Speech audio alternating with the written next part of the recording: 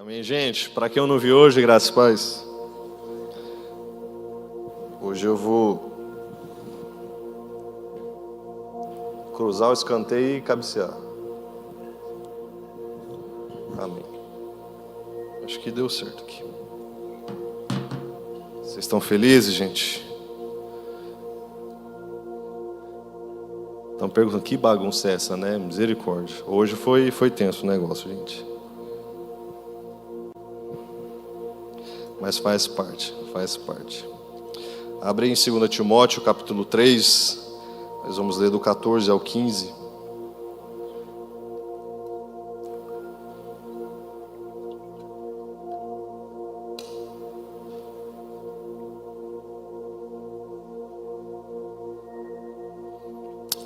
Nós vamos falar sobre 3 pilares nessa noite: palavra, presença e profundidade. 2 Timóteo 3, do 14 ao 15, diz assim: quanto a você, porém, permanece nas coisas que aprendeu e das quais tem convicção, pois sabe de quem as aprendeu. Porque desde criança você conhece as sagradas escrituras que são capazes de torná-lo sábio para a salvação por meio da fé em Cristo Jesus. Feche seus olhos mais uma vez nessa noite, vamos orar. Pai de amor, nós te louvamos, bendizemos o teu santo nome. Te agradecemos, Pai, por estarmos na tua presença. Te agradecemos, Jesus, pelo teu sacrifício na cruz. Te agradecemos, Espírito Santo, por encher o nosso coração, encher a nossa vida da tua presença. Nós só temos a te louvar, a te agradecer por tudo, Deus. O meu desejo essa noite é que o Senhor continue falando aos nossos corações e fazendo a tua obra sobre este lugar.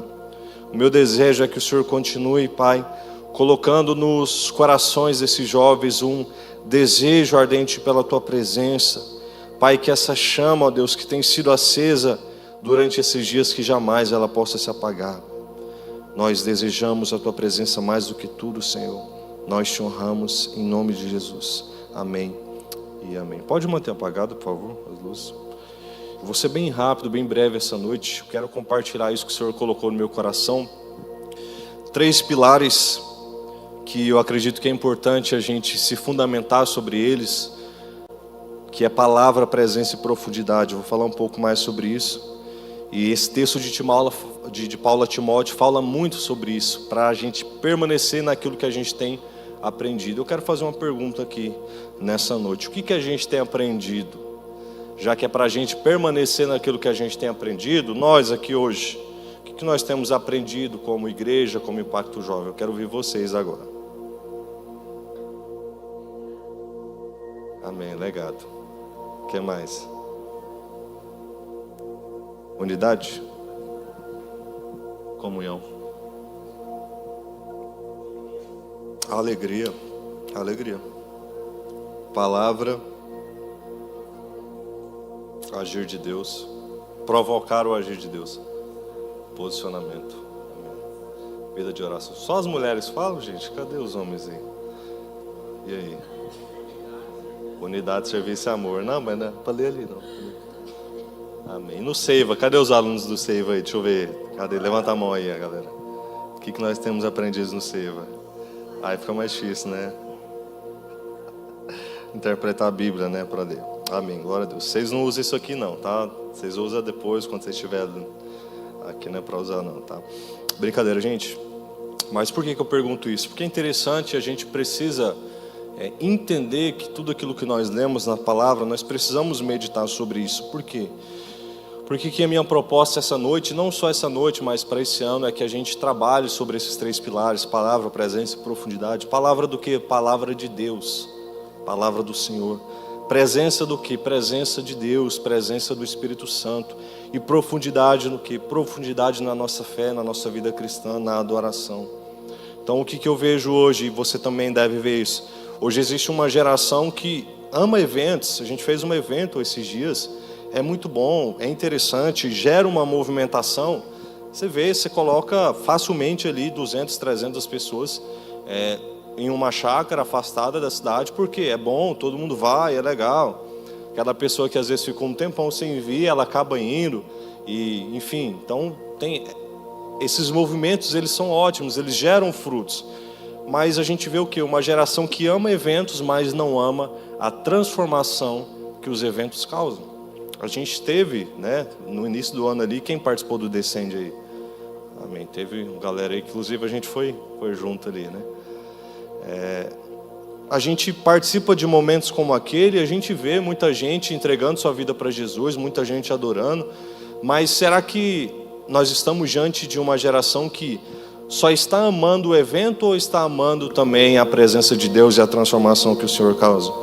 Nós temos uma geração que ama músicas. Hoje a gente tem muita música, né? Teve um tempo em que as músicas que a gente cantava na igreja, basicamente a grande maioria era traduzida, e glória a Deus por isso. Existem excelentes músicas, inclusive a gente esqueceu de tocar uma música aqui, né, que era traduzida, nós cantamos no final. Mas é bom a gente amar música, é legal a gente ouvir, a gente está no trabalho, principalmente para quem trabalha no computador. Está no computador, você está ouvindo música, você vai para o carro, o celular já conecta no Bluetooth do carro, você já ouve música. Na academia você está ouvindo música, às vezes não a música da academia, mas uma música que você está no fone. E todo tempo a gente está fazendo isso, a gente ama, é legal o momento de louvor e tudo mais, só que muitas vezes a gente se esquece de amar também a palavra, e se esquece de que a música deve partir desse lugar da palavra. E aí a gente tem também uma geração que ama sentir alguma coisa, né? Quem já viu isso aí? Vem na frente aqui, no Fornalha foi, babou e chorou e se derramou na presença de Deus, e ama o movimento, ama sentir alguma coisa. E às vezes está no culto assim e fala, poxa, mas eu não estou sentindo nada, né? Só que ama sentir alguma coisa, mas não ama profundidade, não quer profundidade. Porque hoje é muito fácil, gente, é muito fácil entreter, é muito fácil levar as pessoas a uma comoção. Tudo isso que a gente faz aqui, de certa forma, é para te ajudar, para que ajude a gente a ter um pouco mais de entrega a Deus, porque a luz apaga, você fica mais assim tranquilo, né? Tem uma série de coisas ali. Aí o pastor chega e fala que você vai, né? A resposta está dentro de você e que você vai conquistar tudo o que você quer, porque Deus já te entregou, e glória a Deus, e receba vaso. E amém, glória a Deus por isso. Mas não quer profundidade, não quer uma leitura simples ali no seu quarto, no seu dia a dia, em que Deus pode gerar algo em você. Então o que a gente vê? Que muitos querem tudo isso, mas Deus ele não está procurando uma geração que ama eventos, que ama músicas, que ama, sabe, o que está acontecendo no momento, que ama a nossa experiência, até porque a nossa vida cristã não deve se basear em experiência, porque se fosse basear a experiência, eu não sei você, mas se eu tivesse que basear minha vida cristã nas experiências que eu tive na vida, eu não continuaria cristão, porque, irmão, o negócio é feio. Então assim, olha para a sua vida, se você fosse parar para pensar, para se entregar a Deus só quando você sente alguma coisa. Então assim, Deus ele não está procurando essas coisas. Deus ele não quer uma geração superficial. Ele quer levantar uma geração que vive em palavra, presença e profundidade. Deus ele está procurando e ele quer levantar uma geração que ama a sua palavra, que se entrega na sua presença e que busca uma profundidade em um relacionamento com ele. Sempre foi assim. A gente olha desde que Deus criou todas as coisas, desde o Éden, Deus ele busca o que? Esse relacionamento, essa profundidade com o ser humano. Só que a nossa dificuldade é que a gente arruma um monte de coisa e coloca na frente daquilo que devia ser primazia, o primeiro lugar de tudo, que seria Deus. A gente tinha que entregar a plenitude, a primeira coisa. Por que não sei se você já observou, mas talvez você venha amanhã de manhã, por que os cultos pela manhã, geralmente, tanto na igreja quanto em eventos também, no Fornalha, né, a gente viu, por que os cultos pela manhã são tão bons, né, parece que flui, né, você só solta o pé assim, a galera já está no chão, assim, se entregue, e às vezes à noite você tem que ficar, levanta sua mão, dá um glória a Deus, vira para a pessoa que está do seu lado, porque, de uma certa forma, o nosso ser humano, a gente se conecta mais com Deus de manhã, porque a gente está, vamos dizer assim, você foi resetado durante a noite que você dormiu. Então você está ali, tipo, cara, você está aberto como esponja para receber o que Deus tem para falar da sua vida. Então flui tudo mais fácil. Agora à noite, você vem no culto, Corinthians perdeu, que não é novidade. O Palmeiras ganhou roubado, que não é novidade. Você chega aqui, e aí o louvor está ali tocando, e você está assim, pastor pregando, e a pessoa assim e tal. Porque a gente vai se enchendo de coisas e coisas e coisas e coisas e coisas no nosso dia. E eu entendi uma outra coisa esses dias que eu acho que trouxe paz ao meu coração. Porque às vezes você está aí, você não percebe, mas se você está do lado de cá, os meninos que ministram, você vai perceber que muitas vezes a gente precisa ficar provocando a igreja para que ela dê uma resposta. E aí eu ouvi esses dias algo assim que libertou o meu coração de algumas coisas, que era o seguinte: falou, olha, você não pode levar as pessoas a um lugar que elas nunca foram. Então não é meu papel te levar a ter uma intimidade com Jesus, porque se você não faz isso, se você não vai em direção ao encontro com Jesus, eu não posso fazer isso por você. Eu posso te apresentar o caminho, como eu estou fazendo essa noite, os pastores te apresentam o caminho. Agora, ir para esse caminho é só você que pode ir. Ir para esse lugar de adoração, esse lugar de rendição, esse lugar de profundidade, eu não posso ir por você, eu já faço isso por mim. E é difícil pra caramba a gente fazer. Então, às vezes eu até te entendo, mas você precisa ir mesmo assim. Você precisa provocar esse lugar. E deixa eu te falar uma coisa. Esses dias eu estava conversando, acho, com o Luiz, e é interessante porque muita coisa que a gente vive, a gente não entende o que a gente está passando. Eu um dia fui expulso de casa, já contei isso aqui, mas tem uma galera que não me conhece. Um dia fui expulso da minha própria casa e, cara, saí sem chão, fui para uma outra cidade de 8 mil habitantes. Imagina um jovem com 19 anos, eu trabalhava, estudava, ganhava bem, estava legal, estava indo bem as coisas. Pesava, sei lá, uns 55 quilos, molhado. Só tinha orelha e barba, misericórdia. E aí Deus me expulsou literalmente da minha zona de conforto. Eu cheguei lá, falei, por que o Senhor me trouxe aqui?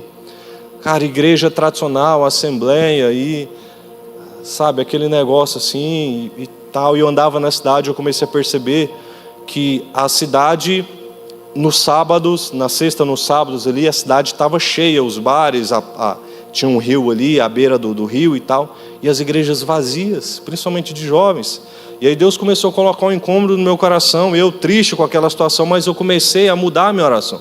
Falei, Deus, já que eu não entendo, e eu nem vou entender porque que o Senhor me trouxe para esse lugar, então comece agora a me mover nesse lugar. E aí tudo que eu faço hoje parte de um lugar que Deus me levou para que eu pudesse desenvolver e que eu não queria estar lá. Então muitas vezes essa profundidade, Deus ele vai te levar para um lugar que você não quer ir, não adianta chorar, não adianta espernear, não adianta dizer que você não vai, porque você vai. E aí Deus vai te levar para esse lugar. Porque Ele é ruim? Não, porque Ele é muito bom, por sinal. Porque Ele é gracioso e porque Ele sabe o que é melhor para você. Então Ele vai te levar para alguns lugares para quê? Para que você possa desenvolver essa profundidade. Agora, tudo que eu faço hoje partiu de um lugar onde tinha pessoas vendo, aplaudindo? Não. Partiu de um lugar de secreto, de intimidade. Não tinha plateia, não tinha ninguém olhando. E às vezes a gente, por ser jovem, né, na rede social a gente quer sempre ser visto, na igreja a gente quer sempre ser visto, a gente sempre está buscando aceitação. Mas deixa eu te falar uma coisa, Deus já te vê, jovem, Deus já te vê, moça, rapaz, Ele já te vê. Não precisa ficar buscando atenção, aprovação, não. Deus, Ele te vê. Lá em Gênesis tem essa colocação, El Roi, Deus que te vê. E é Deus falando para a serva Agar, falando para ela achando que ela estava sozinha, que ela estava sendo desprezada, e de fato estava. Abraão estava desprezando ela, Sara estava desprezando ela. Só que Deus, ela vai, foge lá, e Deus aparece para ela através de um anjo no meio do nada lá, e fala, El Roi, eu sou o Deus que te vê. Cara, isso basta para nossas vidas. A gente não precisa ficar buscando outras coisas. Mas agora, se Deus ele quer levantar essa geração que ama a palavra, que ama a presença, que é uma profundidade, eu te pergunto essa noite, quantos querem fazer parte disso? Quantos querem fazer parte daquilo que Deus está fazendo? Então eu quero compartilhar com vocês aqui 3 pilares que tem muito a ver com tudo aquilo que a gente tem vivido esses dias, com tudo aquilo que a gente tem buscado. Nós somos uma igreja que busca pelo avivamento, não um avivamento qualquer, mas o maior e o mais duradouro avivamento que o estado de Goiás ele já presenciou. Agora, se a gente não tiver muito claro, muito bem definido esses 3 pilares, a gente já vai falar sobre eles, mas entenda que sem palavra, se não tiver a base, que é a palavra de Deus, tudo vira emocionalismo barato. E aí a gente vê, né, na internet está aí, os profetas mirins, essa galera que lota. Esses dias estiveram aqui em Rio Verde, né? Quem que foi? Nessa hora que a gente pega. Fora o Cleverson, quem foi?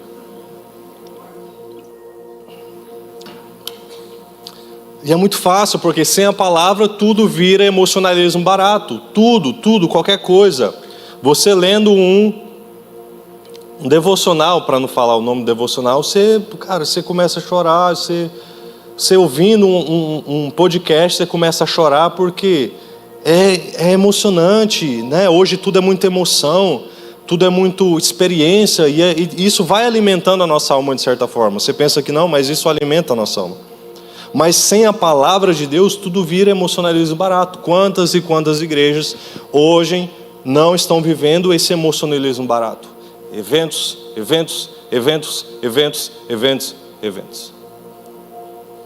E aí é muito fácil inflar a igreja. A gente conversa, né, nas reuniões de liderança. Poxa, é muito fácil hoje lotar a igreja, né? Você chama ali um pregador conhecido, um cantor conhecido, bota a galera e pau na máquina, o negócio acontece. Agora, quando as luzes se apagam, para onde que esse povo vai? Sem a palavra, o que vai sustentar as nossas raízes? Outra coisa, sem a presença de Deus, a vida com Deus vira apenas uma rotina. E aí está lá, você lendo a sua Bíblia, os 3 capítulos por dia, porque você tem um plano de 1 ano para ler a Bíblia toda. Glória a Deus, eu também estou fazendo isso, né? Dias a Nayara falou, agora que você vai ler a Bíblia, já era 1h da madrugada, estava na hora de dormir, eu falei, eu vou ler agora. E às vezes a gente lê porque... Eu estava em reunião ontem com um rapaz que ele abriu um grupo Mastermind cristão. E aí ele me contando a história do Mastermind e tal, e eu achei legal, um grupo de empresários e que não sei o quê. E ele falou para mim que começou a ler a Bíblia porque ele viu pessoas bem-sucedidas lendo a Bíblia. Quem nunca viu aí o Flávio Augusto, o Caio Carneiro, o Jorge Otto, eu acompanho, eu acho muito, muito massa essa galera. Mas quem nunca viu ele citando a Bíblia, falando que lê a Bíblia, glória a Deus. Mas aí você olha para isso e às vezes você vai ver os frutos disso, são pessoas que estão lendo a Bíblia, não porque querem conhecer a Deus, mas porque pessoas bem-sucedidas estão lendo a Bíblia. Logo, se eu ler a Bíblia, eu vou ser... E não é assim que funciona. Porque sem a presença de Deus, a vida com Deus vira apenas uma rotina. A gente vem na igreja quinta, sábado, domingo, cumpre escala, está naquele ativismo louco e a gente não vê. Eu te falo porque a gente vivia isso, eu vivi isso, talvez você tenha vivido isso. Você vive um ativismo que vira só rotina, sua vida com Deus se baseia em escala, ou se baseia, sei lá, nos 5 minutos que você tem para ler a Bíblia. Mas acho que a gente precisa dar um passo a mais, a gente precisa ir além. Por se Deus tem algo para a minha vida, eu não quero que a minha vida com Deus seja rotina. Eu quero que seja uma rotina sim, mas que seja uma rotina cheia da presença de Deus. Eu não quero só ler a Bíblia por ler, para cumprir um plano, ou porque alguém famoso, bem-sucedido está lendo. Não, eu não quero tirar da Bíblia como eu posso ser bem-sucedido, não. Eu quero tirar da Bíblia como eu posso ser transformado por Deus. É isso que eu busco na Bíblia todos os dias. Não é como que eu ganho dinheiro, porque se você for para a Bíblia, e a gente tem falado isso no Seiva, né? Se você for para a Bíblia buscando o que você quer, você vai encontrar.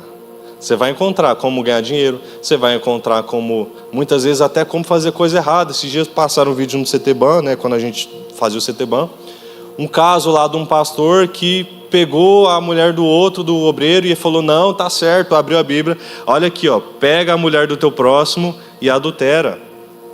E aí o repórter falou para ele, não, e pegou a mulher, a vírgula, adúltera. Ela falou aqui, ó, pegou a mulher adúltera. E aí, tipo assim, tá lá a reportagem, depois você pesquisa isso. Bota lá, pastor que, enfim, leu a Bíblia errada. Então é muito fácil a gente ter essa rotina. E outra coisa, presta atenção. Sem profundidade você é facilmente influenciado. Facilmente. Hoje nós estamos na era da influência. 70% dos brasileiros são influenciados a comprar alguma coisa, a consumir por influenciadores. Talvez você ache que não, mas o tênis que se calça, a roupa que você veste, né, as mulheres aí, o batom, o blush, os trem que você usa, é influência de alguém. Quem aí já não comprou no link de um influenciador? Deixa eu ver. Não é pecado não, gente. Só a irmã ali, misericórdia aí. Olha lá, tá vendo? Você não tem dinheiro não? Orar para Deus te abençoar a sua vida financeira. Hã? Não, mas eu não vendo nada. Hein? Ah, entendi.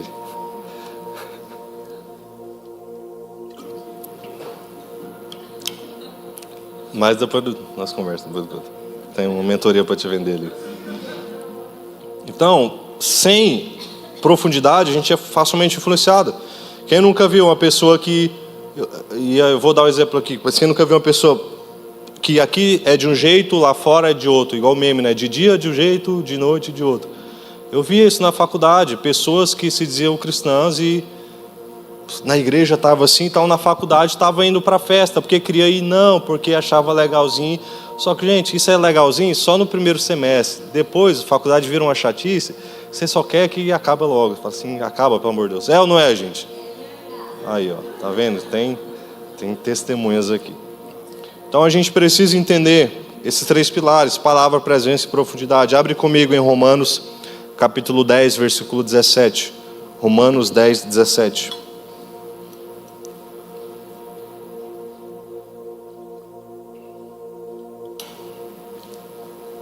Consequentemente, a fé vem pelo ouvir e ouvir a palavra de Cristo, ouvir a palavra de Deus. Em primeiro lugar, nós precisamos ter esse fundamento que é a palavra. A fé verdadeira, ela nasce da palavra. A fé do cristão, ela nasce da palavra. A fé, ela não é um pensamento positivo, um desejo por alguma coisa que vai acontecer, não. A fé, ela é proveniente da palavra. A fé, ela nasce de um lugar onde tudo parece impossível, mas ainda assim Deus faz acontecer. Quantos aqui já não passaram? Quantas vezes você estava precisando de um milagre, às vezes financeiro ali, e era impossível, não tinha como, e Deus ainda assim foi, abriu as portas e você conseguiu o que você queria. Às vezes estava precisando de uma porta numa faculdade, no emprego. Tem um testemunho, cara, tão interessante do meu primeiro trabalho formal, né? Não pode falar dos trabalhos escravos que a gente teve quando era criança, né? Mas o trabalho formal, eu tinha 14 anos, fui fazer entrevista para entrar na empresa como jovem aprendiz. E aí meu irmão pegou uma moto emprestada, ele foi me levar, a gente foi lá. O cara andou, aquela Presidente, cruzou as ruas ali, tentando achar esse imobiliário. Na época não tinha Maps, não tinha celular direito, né? Olhei lá onde que era o endereço, a mulher falou pelo telefone. E aí eu olhei mais ou menos onde ficava perto. Fica perto ali antigamente era do Campeão do Centro, né? Ponto de referência. Fica perto do Campeão do Centro. E a gente vai e tal, entra e nada. Sei que a gente rodou umas meia hora. Aí já atrasei para a entrevista, era 2 horas, eram umas 2h30 e poucos já. E aí eu falei para ele, tá bom, vamos embora, não tem jeito. E aí tal, a gente pegou a Augusta Bastos, virou para a esquerda, parou no semáforo. Quando parou no semáforo, eu tô aqui na garupa da moto, quando eu olho para o lado, o que era? A empresa que eu tinha para fazer a entrevista. E aí eu parei e tal, fiz a entrevista, fui contratado. Esse foi um milagre. Outro milagre, o salário ali do 3º, 4º mês atrasou. Sim, eu ganhava um salário bom na época, R$333. Dava para fazer muita coisa. Eu não sabia que dava para usar cartão de crédito. Depois que eu descobri que tinha como usar cartão de crédito, que era do meu pai ainda, então se eu pagasse, né? Se eu não pagasse, na minha cabeça não ia dar nada, né? Só excluir o aplicativo do banco, tá tudo certo. E aí tal, aí teve um mês que atrasou o pagamento, e foi logo no mês onde meu pai, a gente sai para jogar bola e tal, e ali no espelho d'água, e aí do nada assim, ele foi na frente e tal, e eu e meu irmão foi depois. Quando eu e meu irmão tá chegando lá no espelho d'água, a gente vê uma ambulância. Aí eu falei, poxa, né, ambulância, jogo de futebol, a ambulância assim é porque aconteceu alguma coisa, né? Aí a gente foi lá, desceu rápido, tipo, eu vi meu pai cair no chão lá, tava convulsão, né, enfim. E aí, poxa, sua vida passa ali, né, na nossa cabeça. Aí levou meu pai, deu o maior problema, assim. Ele perdeu o olfato, perdeu o paladar, e foi do nada. Tipo, ele estava se preparando para jogar bola, não tinha nem começado o jogo, estava parado no gol, pum, caiu para trás e bateu a cabeça no chão. E aí ele ia ficar no quarto, e aí tinha o valor lá do quarto, e, poxa, a gente não tinha um dinheiro ali, e meu salário atrasando ali, sei lá, 10, 15 dias, quando eu ali mais ou menos podia 20 e tal. E aí foi bem na semana assim desse acontecimento. Eu falei com o gerente, né? Falei, o salário atrasou e tal. Ele falou, rapaz, por que você não falou antes? Eu com vergonha, né, de falar para ele, primeiro emprego. Eu falei, não, atrasou, tá, vamos organizar aqui para você receber. E aí quando o salário cai, tipo assim, foi bem na semana de pagar o quarto do hospital que meu pai estava. Então assim, se eu tivesse recebido o salário antes, o que tinha acontecido? Tinha gastado dinheiro, irmão, né? Como bom brasileiro, tinha arrumado aí uma de 10, uma de 6, uma de 5, tranquilo. E aí eu vi Deus fazendo um milagre. Só que eu já tinha um entendimento, eu já sabia, e quando aconteceu isso com meu pai, eu orei na mesma noite ele que foi para o hospital, fui, ajoelhei, e eu falei para Deus, Deus, né, tem misericórdia aí, não leva meu pai não, né, é preciso do meu pai aqui, enfim. E aí tá tudo certo. Mas a fé, ela nasce desse lugar. Por quê? Porque às vezes Deus ele vai te espremer, ele vai te empurrar para um lugar que parece tudo impossível. E às vezes a gente acha, não, se está impossível, ouve de um médico, ouve de alguém dizendo, não, agora é só Deus. E aí a pessoa se desespera. Não, irmão, se é só Deus, então é sinal de que alguma coisa vai acontecer. Ainda bem que é só Deus. Difícil se fosse nas mãos dos médicos, nas mãos de alguém.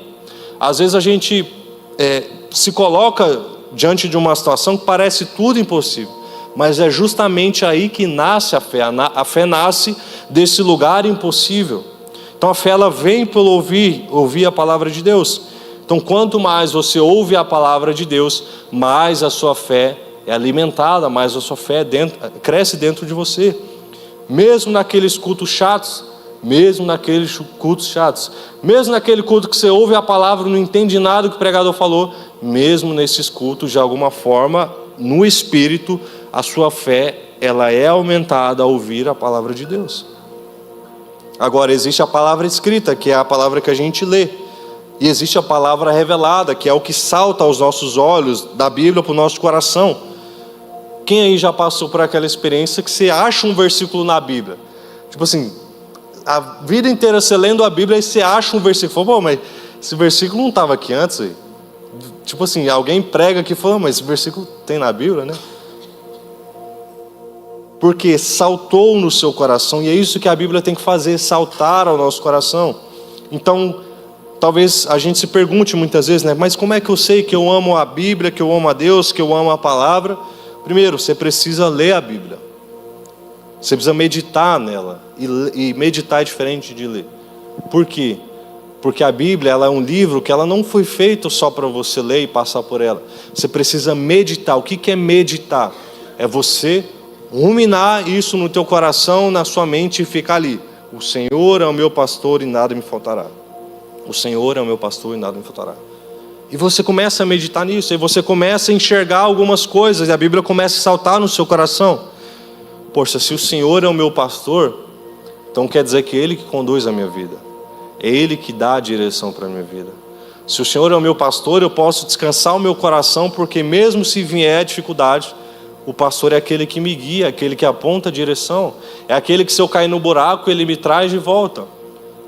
Poxa, então se nada me faltará, eu não preciso me preocupar quando o boleto estiver vencendo e eu não tiver o dinheiro. Eu não preciso me preocupar quando a minha saúde estiver ruim. Eu não preciso me preocupar quando acontecer alguma tragédia na minha vida, porque se o Senhor é o nosso pastor, nada nos falta. Agora, isso parte de um lugar onde você medita na palavra. A gente precisa meditar. Está aqui uma dificuldade que você, que a gente tem. A gente não consegue parar 5 minutos para meditar na Bíblia. A gente não consegue parar 10 minutos e ficar simplesmente meditando e contemplando a presença do Senhor. Uma das disciplinas espirituais é a contemplação.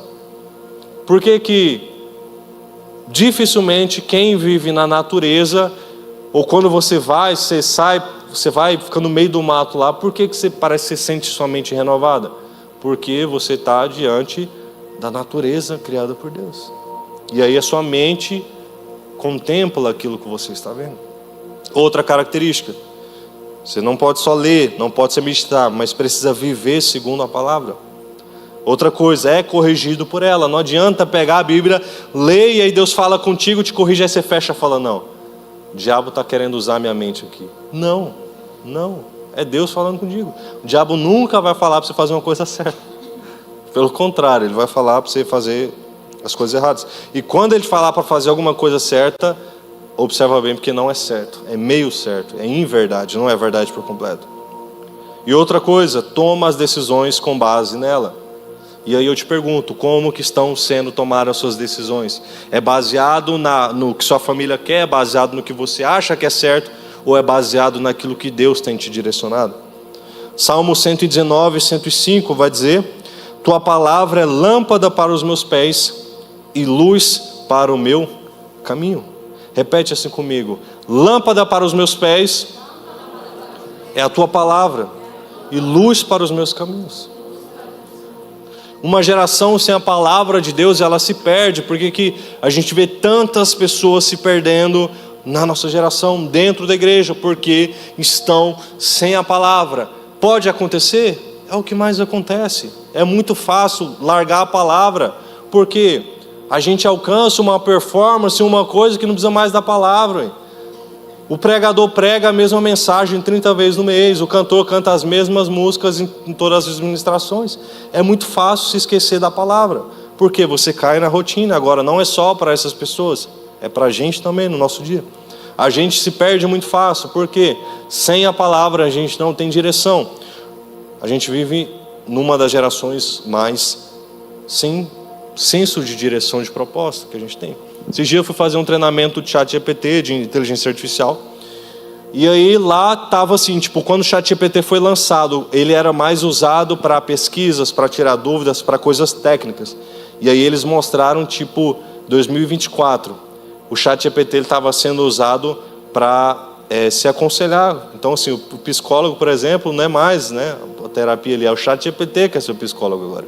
As pessoas vão pedir senso de propósito para o ChatGPT. Chat, eu faço isso, eu faço aquilo. Chat, aí não dá, gente, aí não dá. Chat, o que a Bíblia diz sobre isso? Não, tudo bem se você for novo na fé e fizer um negócio desse, mas, poxa, tanto tempo de caminhada com Deus, será que você não entendeu o que a Bíblia diz sobre o que você tem que fazer? Será que a gente está aqui toda semana e a gente não entendeu o que Deus quer para a nossa vida? Talvez a gente esteja, é difícil esse senso de propósito. Outra coisa, uma geração sem a palavra de Deus, ela não se posiciona. A gente vive no meio de pessoas que não se posicionam. Agora a gente vai para o segundo pilar. Abre em 2 Samuel 6, 11 e 12. Presença de Deus.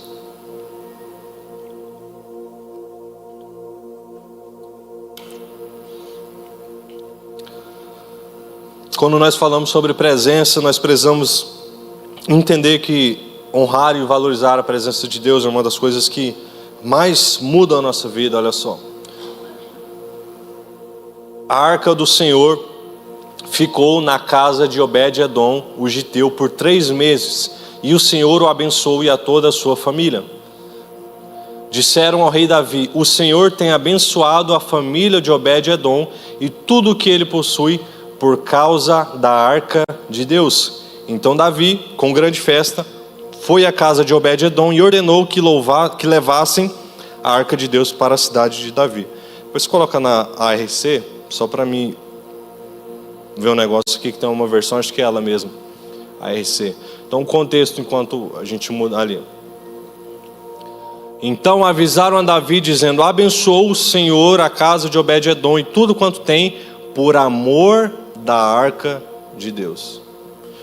Esse texto, só te dando um contexto aqui do que estava acontecendo, a arca simbolizava a presença de Deus. A arca, quando Deus manda construir a arca, ela era aquilo que mais simbolizava de fato a presença de Deus sobre o tabernáculo. Então ela ficava num lugar exclusivo. E aqui, depois de uma guerra, os filisteus capturam a arca da presença de Deus, levam para um lugar, eles entram em guerra, depois eles conseguem trazer. Só que quando eles estão levando a arca da casa de Abinadab para Jerusalém, qual que era a instrução? Levar sobre os ombros. E aí eles fazem o quê? Acham um jeitinho brasileiro, como um bom brasileiro, colocaram ali num carrinho de boi, no carro de boi, vamos levar a arca de Deus. E o que aconteceu? A arca ia caindo, quem tentou colocar a mão, morreu, foi fulminado. Pegam a arca, levam para a casa de Obed-edom, falam, deixa esse negócio aí, se tiver de morrer, morre esse cara aí. Porque Davi nem quis levar, você vê que depois que Davi viu que estava tendo bênção ali, falando, agora vamos trazer de volta. Mas por que que a gente deve olhar para esse texto e fazer esse link com a presença de Deus? Porque existe uma bênção e existe algo sobrenatural quando a gente valoriza a presença de Deus. Quando a arca ficou na casa de Obed-edom, tudo foi abençoado, olha só, por amor da arca de Deus. Agora imagina a cena, quando a arca chega na casa de Obed-edom, o objeto que mais simbolizava a presença de Deus, é como se fosse tipo a presença de Deus manifesta ali sobre aquele objeto. Imagine esse objeto chegando na casa de Obed-edom. Imagine esse objeto chegando na sua casa. Como que você receberia o objeto que transporta a presença e a glória de Deus? Aonde você colocaria na sua casa? Imagine que você arrumaria um espaço, você limparia a casa, você colocaria num lugar aonde ela estivesse no centro de todas as coisas e aonde você pudesse olhar para aquilo e de uma certa forma valorizar. Seria assim ou não? Ou você iria colocar na despensa? Agora imagina chegando na casa de Obed-edom. Para quem não sabe, eles visitavam e só tinham acesso a essa presença uma vez por ano, onde eles ofereciam sacrifício para Deus. Agora essa arca estava lá na casa dele, uma arca que simbolizava a presença de Deus em uma casa comum, uma casa simples, de um homem comum, de alguém comum, ser humano como eu e você. Em 3 meses, aquela casa foi abençoada, olha lá.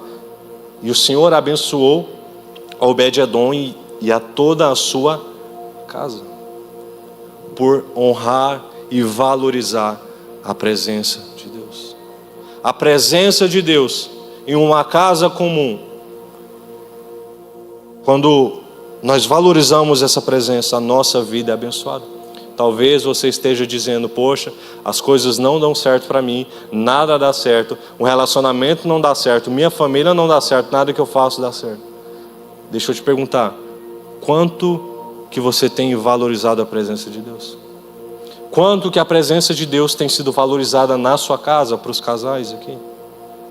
Quanto que você tem valorizado a presença de Deus no seu quarto, no seu lugar secreto? Porque aqui é muito fácil, mas a presença de Deus em um lugar comum, em um dia que nada acontece. Esses dias eu vi um negócio, né, domingo especial. Não, domingo especial o quê? Segunda especial, extraordinária. Tudo bem, tudo certo, acontece cultos que o Espírito Santo se manifesta, se mover, glória a Deus. Mas e a segunda-feira, que ninguém quer acordar para trabalhar? Ela não é especial? Porque a presença de Deus está lá. E a terça-feira, que é o dia mais difícil de acordar, depois da segunda? Que Deus não fala nada contigo, não manda um anjo, não manda o céu rasgando. Você simplesmente pega a sua Bíblia, pega o seu café, faz o seu plano de leitura. Não é especial?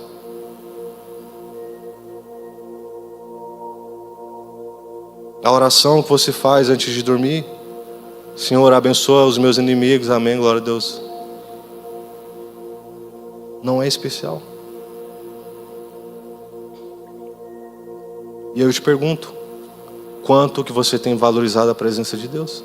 Pelo simples fato de honrar e valorizar a presença de Deus, o Senhor abençoa toda a nossa vida, por amor à presença dele. Não precisa de muita coisa. Não precisa de pirotecnia. Não precisa de pregador famoso. Não precisa de cantor famoso. Não precisa de um profeta na sua vida. Não. Só precisa ter mais temor, honra e amor pela presença de Deus. E por último, para me finalizar, profundidade nós precisamos ter. Abre aí Ezequiel 47, 5.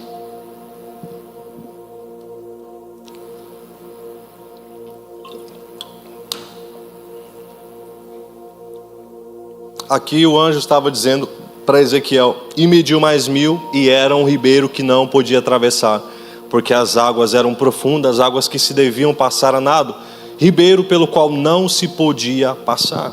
Ezequiel, ele tem essa visão de um anjo onde ele começa a entrar nas águas, e as águas baixam nos tornozelos, depois nos joelhos, depois nos lombos, depois nos ombros, depois não podia mais se medir. E claramente esse texto a gente entende o quê? Que existe uma profundidade. Hoje é muito fácil. Hoje a gente vive um cristianismo raso, uma adoração rasa, uma oração rasa, um compromisso raso. Uma adoração muito rasa, muito rápida. Porque nos falta entendimento de quem Deus é. A adoração é a nossa resposta à revelação sobre quem Deus é. Olhe para mim, sai do celular. Sabe por que nos falta sentir a presença de Deus na adoração? Porque nos falta revelação. Sabe por que não nos dá vontade de levantar as mãos, de se prostrar, de chorar? Porque nos falta revelação. Por que os anjos se prostram? Por que os anciãos se prostram? Por que todos aqueles que estão ao redor do trono de Deus se prostram e dizem: Santo, Santo, Santo? Porque eles estão respondendo a uma revelação que eles estão recebendo. Agora a gente não tem profundidade. Deus está nos chamando: vem para as águas mais profundas. Vem para as águas. Talvez nessa noite Deus está te chamando. Beleza, tudo bem, glória a Deus, você tem vivido tudo que você tem vivido. Agora eu te chamo para vir mais profundo no lugar que você ainda não foi. Profundidade, tanto na sua vida diária, quanto na presença de Deus, quanto em tudo na sua vida cristã. Deus está te chamando para um lugar mais profundo, para raízes mais profundas. Porque quem tem as raízes firmadas, fincadas na palavra de Deus, na presença de Deus, ela não se move com facilidade. E ela não é como alguém que é influenciado facilmente. Tá, Geoffrey, o que eu preciso fazer para me render, para me ter mais profundidade? Algumas coisas. Se render ao Espírito Santo. Deixar o Espírito Santo tomar conta da sua vida. Não ter vergonha. Vergonha de o quê? Vergonha de adorar. Ah, então tem a ver com o que as pessoas veem? Não. É porque você teve a revelação de quem Deus é. E aí isso é tão forte dentro de você que você não consegue se manter de braço cruzado. Você vê um cantor famoso, vixe, morada, tira uma foto comigo. Cadê ele? Tá aí? Tá não, né? Flamengo faz um gol, São Paulo faz um gol.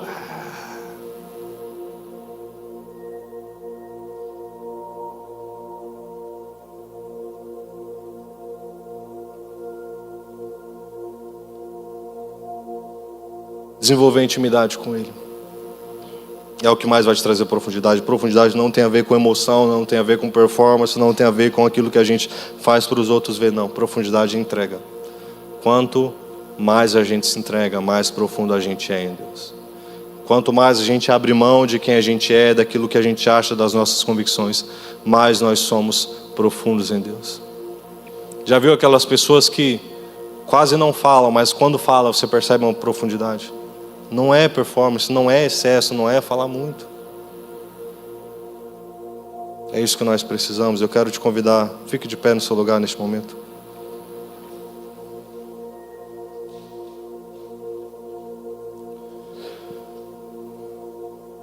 Nós precisamos entender que palavra, presença e profundidade é aquilo que precisa mover a nossa vida e precisa ser o fundamento central. Abre comigo em Êxodo 33:15, vai projetar aqui. Moisés está diante da presença de Deus, e Deus fala para ele: tudo bem, Moisés, vai, leva o povo. Moisés fala para Deus: se a tua presença não for conosco, não nos faça sair daqui. O que faz o povo de Israel ser forte naquela época não era o exército. Até porque a gente vai ver na história, pode subir, a gente vai ver na história, Gideão, quem conhece a história de Gideão? 135 mil soldados contra 300. Então não é o exército que fazia o povo de Israel poderoso. Não é ter reis que fazia o povo de Israel ser poderoso. Não é a gente ter uma igreja com muitos seguidores, com pessoas famosas, pastores famosos, que é poderoso, não. Não é você ser conhecido, ser seguido, ter um trabalho excelente, ganhar muito dinheiro, glória a Deus por isso, Deus é glorificado também nisso, mas não é isso. O que nos torna diferente, o que nos torna de alguma forma, entre aspas, especial, é o fato de termos a presença de Deus conosco.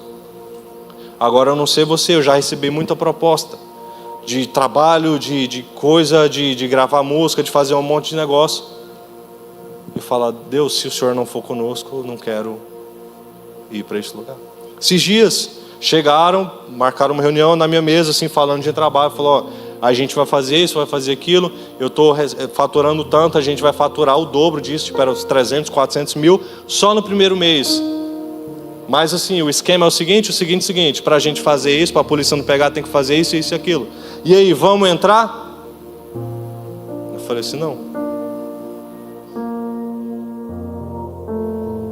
Por quê? Se a presença de Deus não for comigo, eu não quero ir.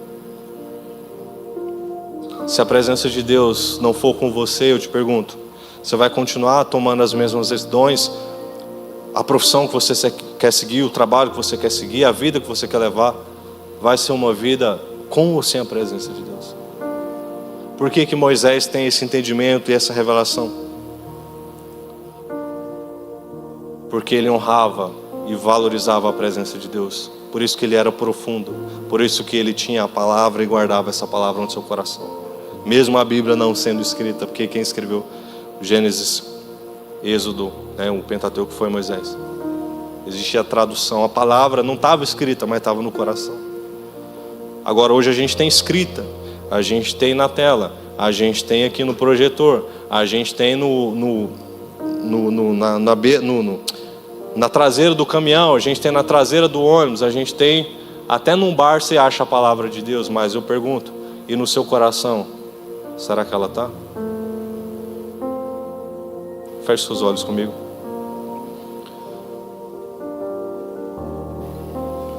Senhor Deus, nós honramos a Tua presença, Pai. Nós valorizamos a Tua presença.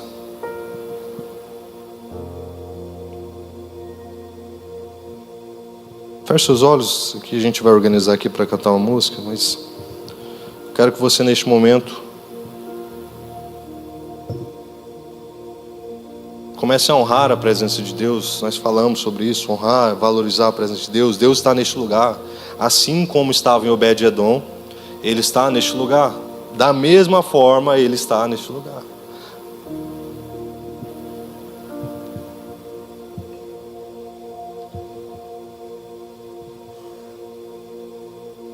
Comece a orar, jovem. Comece a abrir a sua boca. Vamos ser um pouco mais ousados essa noite.